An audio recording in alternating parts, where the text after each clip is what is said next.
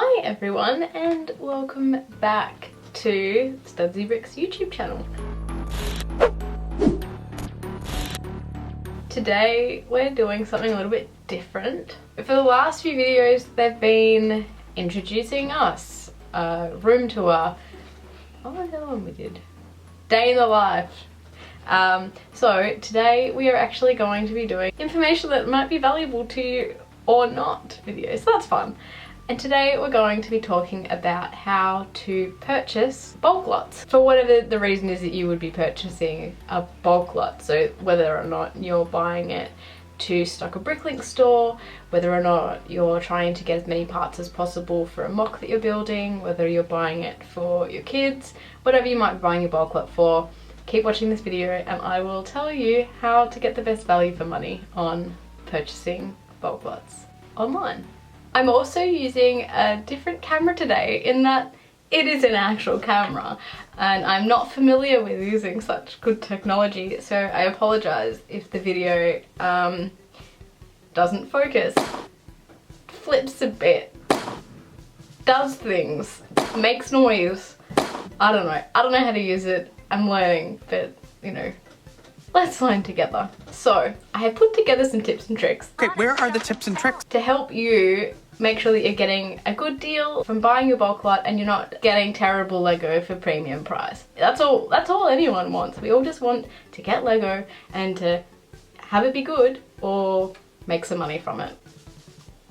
You wouldn't think it's too much of a big ask, but after purchasing several bulk lots that have turned out to be terrible, I've put together a bit of a list of things that I now personally look out for when I'm buying a bulk lot, and I thought that I would share this information with you. So before we jump in to my top tips, there are a few things that I thought that would be useful to know for like your information, and it might guide your purchasing decisions. So the first thing to think about is why it is that you're purchasing the Lego. If you're purchasing it for a BrickLink store, the return on investment is a really important thing to consider. So when I'm buying a bulk lot, I would look for at least a 2 to 3 return on investment. So every dollar I spend, I want to make at least $2 to $3 back, because I'm relying on it for a little bit of income. Because otherwise it's not really a successful shop. You need to take into consideration the time and effort it takes into listing all those items, cleaning them, often a thing that you need to think about with purchasing bulk lots. Any of these sorts of things that would impact you if you were purchasing it to resell it for a profit. However, if you're purchasing it just because you wanted to add a little bit more to your children's Lego collection to help with, you know, encouraging them to do some more creative builds with some new parts, then maybe that doesn't matter so much and you could spend a little bit more per kilo to get what it is that you're after. The reason why you're buying the bulk lot would impact everything I'm about to say as to your motive behind purchasing it. So that's something to keep in mind. Something else is that there are multiple platforms that you can purchase bulk Lego from. My favorites are Facebook Marketplace, Gumtree and eBay. And there are also Lego buy swap sell groups on Facebook. Now there are other things that people swear by, for example garage sales. At the moment here we're in lockdown, and so since we've been running our BrickLink store, garage sales haven't really been a thing. So there's that. Also op shops, another thing that we can't really do right now, but some people get fantastic deals at op shops. So what I'm mostly going to be looking at is online bulk lots that you can get, but that doesn't mean that they're the only options that are available. A question that I get asked all the time is how much can I get for a kilo of Lego, or how much should I be paying per kilo of Lego? There are so many variables when it comes to this. I know a couple of videos ago I covered this and I basically just gave it the blanket statement of it depends, which I understand is entirely unhelpful, but it does. As a overarching statement, I would pay anywhere between $15 to $25 per kilo if it's just bricks but kind of has some like jazzy bits in it. Closer to the $15 end if it's just like bricks and plates and miscellaneous bits, moving up towards $25 per kilo if it's got like maybe plants and animals in it, if it's got maybe some Technic bits that look as though they might be worth a little bit more. I would pay maybe closer to $30 $30 to $35 per kilo if it's got some minifigures in it, and I would pay upwards of maybe $40 to $45 per kilo if it has some really cool vintage parts from like the 90s and it's got some like really cool pirates or castle things, which usually you can get a pretty decent profit on. So that's kind of like the spectrum. People have a lot of opinions around it. It changes all the time. Sometimes people charge considerably more and it'll sell. Sometimes people charge considerably less and it won't. It's the part of the game, and just keeping your eye open for a good deal when it comes to that. Some people are willing to spend more on Lego and some people aren't. That's just life, so it is what it is. So here are my top tips and tricks to get a good deal when buying bulk Lego. Tip number 1, use unique search terms when you are searching for Lego. So the first thing that you would want to do is when you're on eBay, Gumtree, Marketplace and you're looking for Lego, what you usually would type in is Lego or bulk Lego. That makes sense because you'd think that someone who is listing Lego would want it to sell and therefore would title it as like bulk Lego for sale or 1 kilo bags of Lego. But sometimes they don't because some people are crazy, but you can use this to your advantage. So there are people out there that are just trying to get rid of all their kids' toys. And in there you might find some Barbies, you might find some toy trucks, you might find building blocks, you might find all sorts of things, but you also might find some Lego. And all they've done is listed as like kids' toys or bulk kids' toys, building blocks, anything like that. Sometimes it's worth, if the value is quite low, keeping in mind that like if there are other toys that are coming with it, you probably donate them or try and sell them if they're worth something. But it's always worth opening up those ads and looking at the photos to see if there are any identifiable Lego parts or sets in there. Maybe you get a good deal that all the people that are just searching for Lego would miss. Another thing, and this is something that grates on a lot of people in the Lego community, is some people call it Legos with an S at the end. And it's the worst. Stop doing that.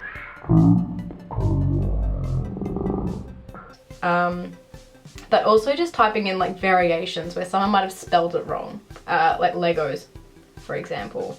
So there's that. Try variations of describing the same thing and you'll get additional results that come up. Tip number 2 is use the BrickLink price guide to help you work out the value of parts. So let's say you come across a really good bulk lot, you like the look of it, and there are a couple of like really unique parts in there and you're not quite sure if they're valuable or not because it's not from a set that you immediately recognize. What you can do is search for that part on BrickLink and then see what set that part has come out of, and then you can value the set. So for example, you might find a piece at the front of a bulk lot. Might be a plate, it's got a sticker on it, or it might be printed. Look for it in BrickLink, see the set that it comes out of, and if that set is worth, say for example, it's a $90 set, there's a good chance that that bulk lot also has a lot of the other parts from that set in it. And that might help gauge what that bulk lot is worth to you. Maybe, if for example, you're buying it for your kids and that set looks interesting, you might want to buy it so you can build that set with your kids, that would be a bulk lot for you. Or if for example, that set weighs a kilo and they're selling it for, you know, $25 a kilo, but you know that you can sell it for $100, it might be a $100 set that's just weighed out, then that might be a good idea for you to purchase that set. BrickLink is a really good tool to help you value bulk lots, and now I almost will never buy a bulk lot unless I've valued some of the parts in it first. Tip number 3 is I would highly encourage you to be cautious of people who will put the prime pieces at the top of a bulk lot. So it's a common trick that what people will do is they'll get a kilo of rubbish parts, put a couple of minifigs on top, put a couple of vintage parts on top, catch the person's attention, and then you'd purchase it thinking that it's going to be full of whatever that is, but it's not the case. So in these instances, what I would encourage you to do is if you can only see a couple of bits that look good and they're all at the top, ask them to send you some additional photos. There's nothing wrong with asking questions about the bulk lot before you purchase it. And it is considerably better to do that and maybe risk not getting the sale. If you ask for the photos and they don't send them, it's probably good that you've asked, and it might indicate that you've made a correct choice there. Just ask them to like shuffle it a bit and like say, you know, you can't see all the parts and you'd like to see more of the parts and get more photos. And then you can quickly determine whether or not the good parts are just sitting at the top or whether or not it is a good bulk lot for you to purchase. Off the back of that is tip number 4, and that's to ask questions about the bulk lot. You will find that some people can't be bothered answering your questions, and that's absolutely fine. But sometimes you can get a little bit more information. So let's say it's just a picture, 1 kilo bulk lot, mixed Lego. You can't really see anything identifiable in there. You can't really tell very much by looking at the ad. What you can do is just ask some questions. Say, do you know the sorts of sets that this has come from? And they might come back and say, oh, I think it might have been a castle set, or I think it's some Ninjago in there. And then what that will do is like help you guide your decision as to whether or not it's a good purchase for you. Like sometimes they just don't know, and that's fine. But some people will be like, oh, I think my kid had like a few like car sets in there. And then you'd know sort of a vague idea of the sorts of sets that you might find in them. Tip number 5, and this is one that worked surprisingly well for us lately, and that's to go rogue. So I saw someone list a bulk lot on eBay a couple of weeks ago, and it looked amazing. And I posted about it on my Instagram because I was so excited when it arrived. And it had some sails in there from a ship that came out in the 90s. It had some castle parts, it had some classic space parts in it, and I was like, this is a great deal. And it was on auction on eBay at a starting price of like 99 cents. And someone had bid on it for $100, and I was like, I don't think this person knows the value of the set, but there's no harm in asking questions. So I just messaged them and I said, hey, if I buy it now at this price, can I please do it? And then they're like, yep, I'll take the listing down now, let's sort it out. And so I know that if that had been left to go to auction, there was a chance it would have gone for more than what I had offered. But because I offered to get them the money a week earlier than what they were asking, and it was kind of a higher price, they were happy to do it, and I got the Lego and it was amazing. In fact, we've just finished parting it out today, and it was, I think we paid $400 for the bulk lot, and so far it's worth about $1,500 in parts, so that was a good one. So there's no reason why, if it's an auction, you have to fulfill the auction. You can message people outside of that.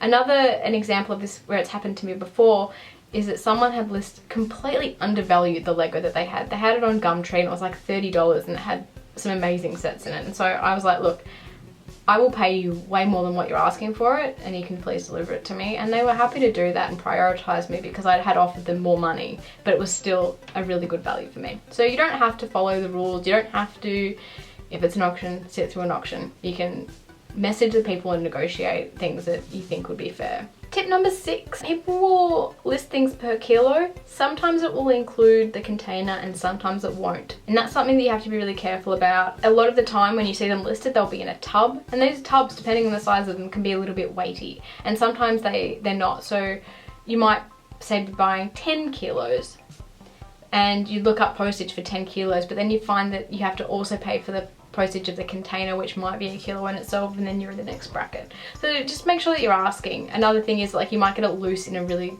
gross old box. That happened to us last week. And so then when you get that Lego, you have to think about where you're going to put it if they're not including the containers. So then you might have to go out and buy some more storage, which you might want to consider when thinking about the price of the item. And that all cuts into your profits if you're, I guess, a BrickLink store owner, and something that you would need to think about, I guess, if you're buying it for your kids and they didn't provide you with the suitable container to have the Lego in. Tip number 7, consider the price of shipping and handling. Because you are purchasing a bulk lot that is heavy, I mean, maybe you're not. Maybe you're buying like a 500 gram bulk lot, and that's absolutely fine, but for me that's not usually worth my effort unless it's very, very good. So I'd usually like to try and buy a few kilos at a time, and the postage for kilos and kilos is quite expensive, and it's something that you would need to consider when thinking about your profits. So if you're tacking $20 on top of what you've purchased your kilos for, is it still a good value to have that in your shop? And it can be really difficult sometimes if there's a bulk lot that looks amazing, but once you consider the time it takes to part that out and pop it in your shop, with the postage considered, is it no longer worth it? And it might sometimes just be worth missing out because you have to pay to get it from the other side of the country. So where possible, if you can, we can't at the moment because we're in lockdown, but do pick up if you can. I hate meeting strangers. It's the worst, and I would much rather pay a few dollars to not have to have that interaction with a stranger. But I mean, it also opens up the grounds to check the Lego before you hand over the cash for it. So that's something as well to think about, and cut down costs where you can there as well. Tip number 8 is to look for some piece items in there that can help you identify what is in the bulk lot, and 2, really increase the value of a bulk lot. The first example, and it goes for everything, is minifigures.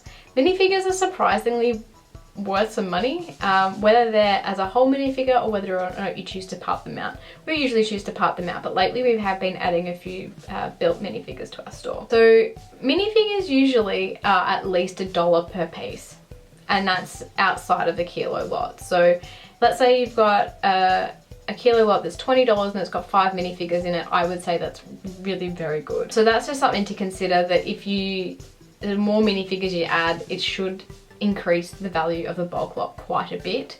Even if it's not really heavy and it's dense with minifigures, you would end up paying more per kilo for that. They can also be really helpful to help you identify sets. So if you are looking at it and you're trying to work out the value of a set, you can always, you know, look for the torso or the legs of that minifigure, see how much that minifigure's worth, and then see what sets that comes in, and that can help you also identify more of the parts in there. Something else that is also very valuable is base plates. People are always after base plates because they're using it to like build out a city, to build any of their creations on, and you can get, you know, up to $30 per base plate. So if someone has included a couple of base plates in a bulk lot, that's really good. The only issue is getting them posted in one piece, because they are a little bit clunky and awkward shaped, especially if they're a little bit bigger. Also find out if they are including boxes and instructions, and whether or not those instructions are included in the weight. Because they're booklets, they can be quite heavy and can quickly make it seem like it's a huge bulk lot, that if half of that's taken up by the instructions, it's maybe not worth very much. Instructions are not valuable because they are available for free online, and you can buy them for like 50 cents on BrickLink. So don't, if they're including it in the price, you might say to them, I'm okay to not get the instructions. Can you just tell me what the instructions are? Because then it can help you identify the parts in those sets. I mean, I love having the hard copy instructions, so I would pay to have them shipped, but just keep in mind that they're not as valuable in weight as they are just in helping you to identify the sets. Something to think about. Tip number 9, and that is to look for people that aren't Lego people. So what I mean by this is that the people that you will likely get the best deals from on Gumtree, eBay Marketplace, are the people that aren't flipping Lego. And there are a lot of Lego flippers out there. There's people that will buy sets, wait until it's not on the shelves and try and get a profit from it. There's people that will, you know, basically do what we do. They'll stock a BrickLink store, and so like they know the value of Lego. What you want is the people that don't know the value of Lego. That's people whose kids are moving out of home and they're just trying to clear out the house. That's people that are not able to have garage sales right now, and it would probably be in that kind of a situation. They're just trying to get rid of it. They don't, you know, they might also be listing some crusty sneakers and like some tools on their Gumtree account. These are the people that you can probably negotiate with a little bit more, because they're just getting rid of the Lego. It's not a game for them to try and make some money, or whatever else it might be. Might be selling it on behalf of their kid or something like that. So those are the people that you can probably negotiate with, because they just want to get rid of it. And also they might not have listed it at what it's worth because they don't know the value of it. They're not going to spend the time to research how much they should be getting per kilo, or which parts are valuable to try and take out before they sell the rest of it. So keep an eye out for those sorts of people to get their bulk lots from. Tip number 10 is to really check the condition of the parts. And if that means asking for more photos, ask for more photos. We got a bulk lot a couple of weeks ago and it looked great from the photos because it was a huge lot and it was spread out over a table. And when we got it, it was filthy. Like the parts were scratched, damaged, they were dusty. We spent so long just washing those parts and then listing them back on Gumtree. We made a little bit of money on it and it was okay because we got such a good deal on it in the first place. I didn't really feel guilty about that, but it the condition of the parts was not something that we could have in our shop. This matters less if you're purchasing like just for your kid, like if they're going to be throwing it around their playroom anyway, it doesn't really matter if, you know, some of the edges are a little bit chipped or they're not in mint condition, but we need good quality parts if we're going to be selling them to people in our BrickLink store. So you can ask for more photos. Again, and something to keep in mind is that if you're asking a lot of the seller, they probably prioritize somebody else. So you really have to think about whether or not you'll be willing to risk the purchase and losing out on it if it does look like a good deal, if you're asking questions of the seller. Really have a look at the parts. If you can see a part in there that looks like it could be valuable, like a part from the 90s, classic space for example, if you can see a lot of cool classic space parts, but all the moons are faded on the torsos of the classic spacemen, then maybe you're not going to get as much money for it. So you can ask for photos, just keep in mind that there are some risks with that. And tip number 11, final tip, the more kilos that you purchase, the more negotiating power that you have with the person that's selling it. You'll find that a lot of people will have multiple listings of a kilo each, and by selling it per kilo, they're able to ask for more per kilo. But when we've sold bulk lots, and almost consistently when we've bought bulk lots from other people, the more kilos you buy, the more you can negotiate.